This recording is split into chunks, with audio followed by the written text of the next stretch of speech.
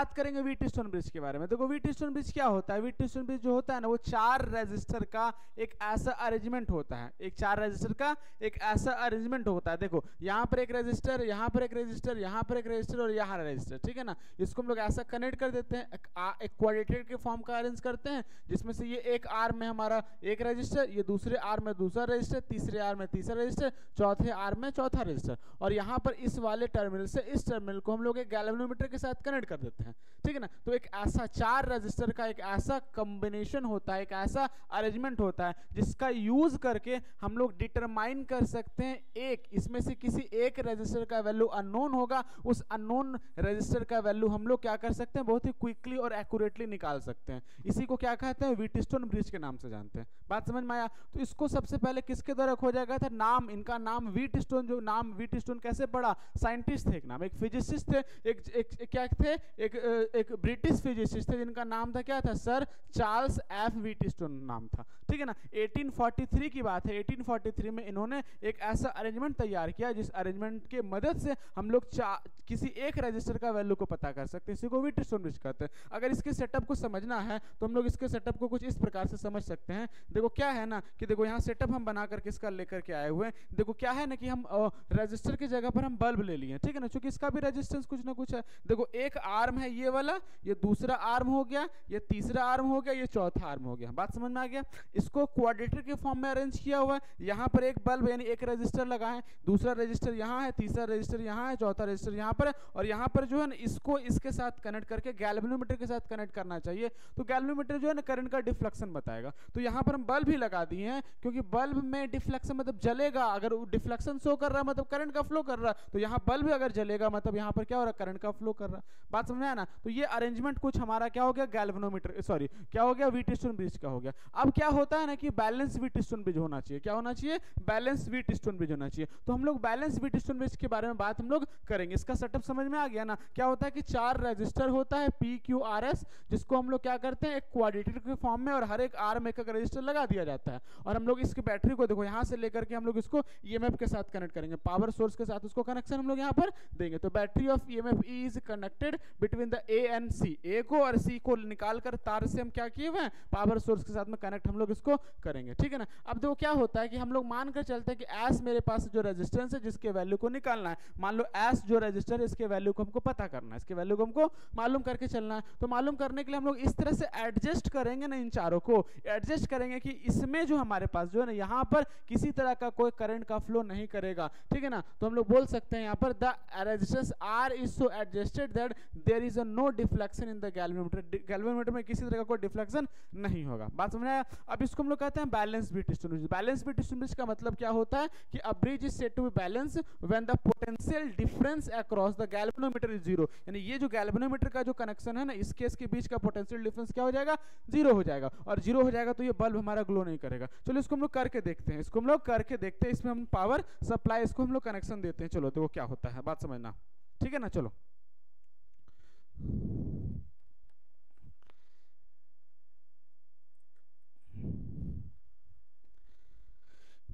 चलो देखो इसमें कनेक्शन हम दे दिए हैं। तो कनेक्शन देने से तुम लोग को देखो यहाँ से पता चल रहा होगा कि देखो क्या पता चल रहा है कि इसमें बल्ब ग्लो कर रहा है, इसमें भी ग्लो कर रहा है, इसमें भी ग्लो कर रहा है, इसमें भी ग्लो कर रहा है। हम थोड़ा इसको जूम करते हैं जिससे तुम लोग को अच्छे से क्लियर दिखे।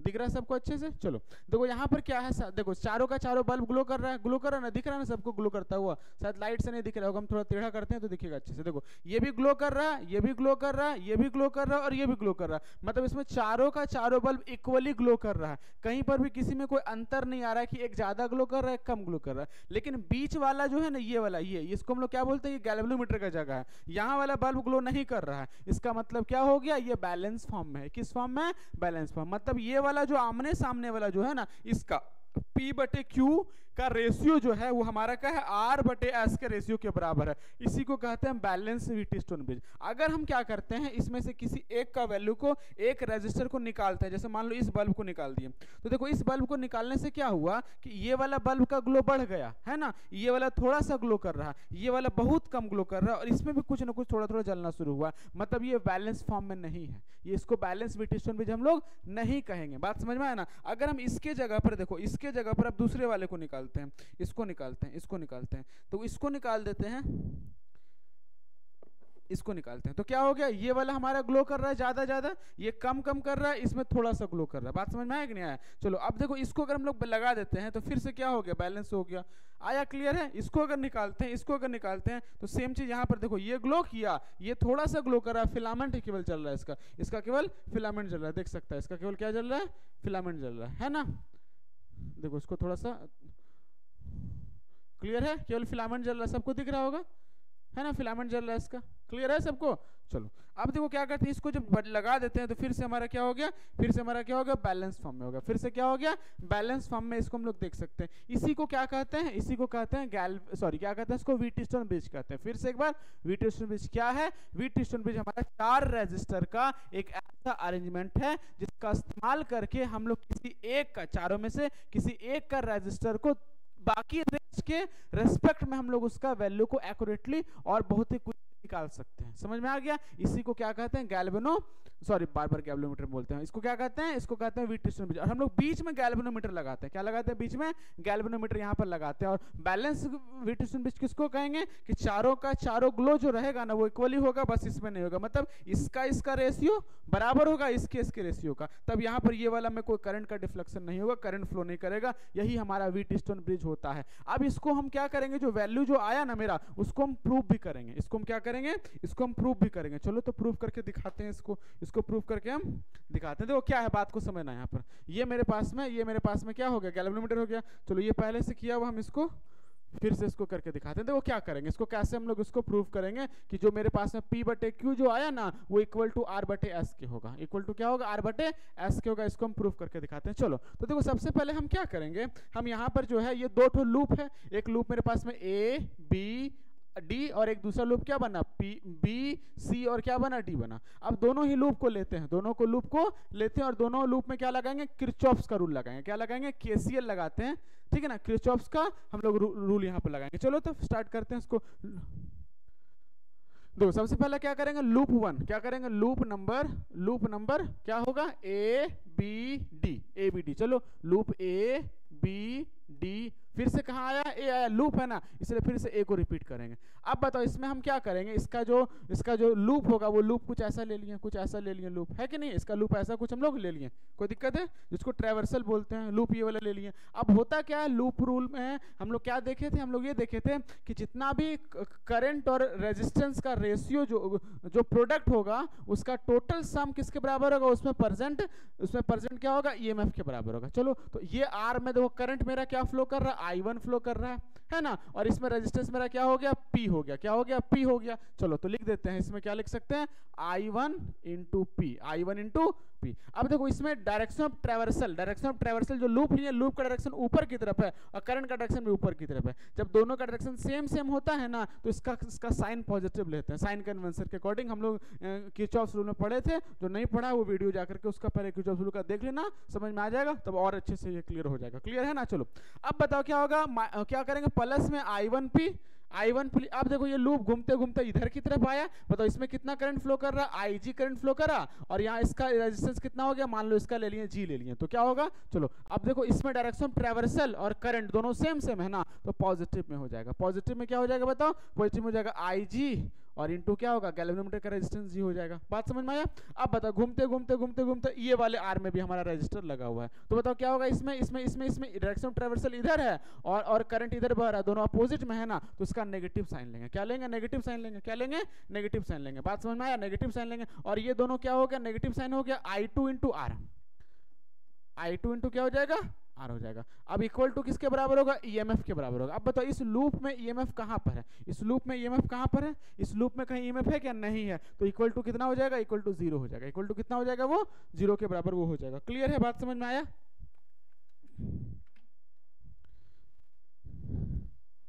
क्लियर है, ये बात समझ में आ गया। चलो अब देखो क्या होगा, अब हम लोग इसको सॉल्व करेंगे तो क्या होगा, I1P प्लस में, अब देखो क्या है ना कि इसमें करंट का फ्लो नहीं हो रहा, बैलेंस फॉर्म में तो करंट का फ्लो नहीं होगा, वही ना हमको देखना है। तो चलो, तो इसमें करंट का फ्लो नहीं होगा तो ये वाला वैल्यू मेरा 0 हो जाएगा और ये वाला वैल्यू मेरा क्या हो जाएगा, ये वैल्यू 0 हो जाएगा पूरा। अब बताओ क्या करेंगे, इसको उधर भगा लेंगे, उसको उधर भगा लेंगे तो क्या हो जाएगा, I1P, ये जब उधर जाएगा तो क्या होगा, I2R हो जाएगा, I2 क्या हो जाएगा, R हो जाएगा। इसको इक्वेशन नंबर 1 बना लो, क्या बना लो, 1 बना लो। अब उसी तरह से दूसरा वाला जो लूप है ना वो सेकंड लूप में हम लोग लेते हैं। चलो तो सेकंड लूप ले लेते हैं, लूप नंबर LOOP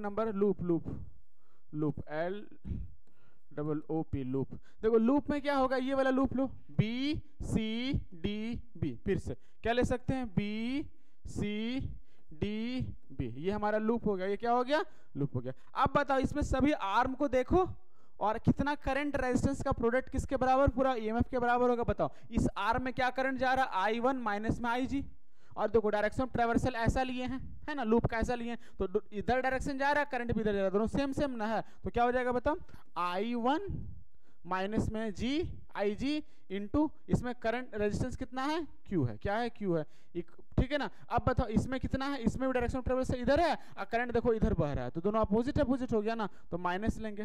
अब बताओ कितना है, बोलो I2 माइनस में IG, I2 प्लस में IG, ठीक है ना, और इंटू रेजिस्टेंस कितना है इसका, ऐसा कितना है इसका, ऐसा, बहुत सुंदर। अब बताओ अब इसमें आर में जाएंगे तो कितना होगा बताओ, डायरेक्शन ऑफ ट्रेवल से ऊपर है, करंट नीचे आ रहा है, तो क्या में हो जाएगा, नेगेटिव में हो जाएगा। बताओ क्या करेंगे, IG इंटू क्या हो जाएगा, G हो जाएगा, इक्वल टू, इसमें कोई EMF लगा हुआ है क्या, नहीं लगा हुआ, इसलिए कितना हो जाएगा, 0 हो जाएगा, कितना हो जाएगा, 0 हो जाएगा। बात समझ में आ गया। अब बताओ इसको जब देखें हम लोग तो करंट इसमें क्या है, चूंकि बैलेंस फॉर्म में है तो इसमें तो करंट हमारा फ्लो नहीं करेगा, तो करंट हमारा इसमें 0 हो जाएगा। चलो तो हम लोग क्या कर सकते हैं, ये वाला वैल्यू मेरा 0 है ना, ये वाला वैल्यू मेरा 0 है ना, ये वाला वैल्यू मेरा क्या हो जाएगा, 0 हो जाएगा। अब सॉल्व करो सबको, अब सॉल्व करेंगे तो क्या होगा, I1Q, ठीक है, माइनस है तो माइनस में, I2S ये तो 0 हो गया, बराबर क्या हो जाएगा, 0, मतलब क्या बोल सकते हैं, I1Q इक्वल टू क्या हो जाएगा, I2S बराबर कुछ नहीं, बराबर कुछ मतलब बराबर तो ही दे दिए। चलो अब इसको इक्वेशन नंबर 2 बना लो। अब दोनों को क्या करो ना, दोनों को डिवाइड कर देते हैं, दोनों को क्या करते हैं, डिवाइड करते हैं, डिवाइडिंग, अरे क्या हो गया, डिवाइडिंग 1/2, 1-2 को डिवाइड करते हैं, बताओ क्या होगा, 1-2 को जब डिवाइड करेंगे तो क्या आएगा बताओ, I1P इक्वल टू I2R, और बटे में क्या करेंगे इसका, I1Q बटे में क्या हो जाएगा, I2S हो जाएगा। अब देखो कटने वाला है, कटने वाला को काटो, ये I1 से कैंसिल होगा, ये I2 से कैंसिल होगा, फाइनली मेरे पास में क्या आएगा, P बटे Q इक्वल टू क्या हो जाएगा, R बटे S। यही हमारा कहलाएगा बैलेंस्ड फॉर्म में व्हीटस्टोन ब्रिज कहलाएगा। बात समझ में आ गया। देखो इसमें क्या होगा, करंट फ्लो नहीं करेगा, करंट इसमें फ्लो नहीं करेगा, तब क्या होगा, इतना बटे इतना और इतना बटे इतना का रेशियो बराबर होगा, तब इसमें डिफ्लेक्शन किसी तरह का कोई नहीं होगा। यही को कहते हैं क्या, व्हीटस्टोन ब्रिज का जो डेरिवेशन हमारा हो गया, ठीक है ना, derivation of balance condition from क्या, किरचॉफ्स रूल होगा। क्लियर है, बात समझ में आ गया। इसी को क्या कहते हैं, व्हीटस्टोन ब्रिज कहते हैं। तो व्हीटस्टोन ब्रिज का कहानी समझ में आ गया। नेक्स्ट क्लास में हम लोग इसका न्यूमेरिकल डिस्कस करेंगे। तब तक के लिए बहुत बहुत धन्यवाद सभी को।